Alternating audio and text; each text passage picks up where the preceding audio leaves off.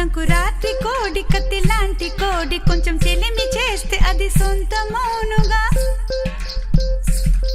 సంకురాత్రి కోడి కత్తి లాంటి కోడి కొంచెం చెలిమి చేస్తే అది సొంతమౌనుగా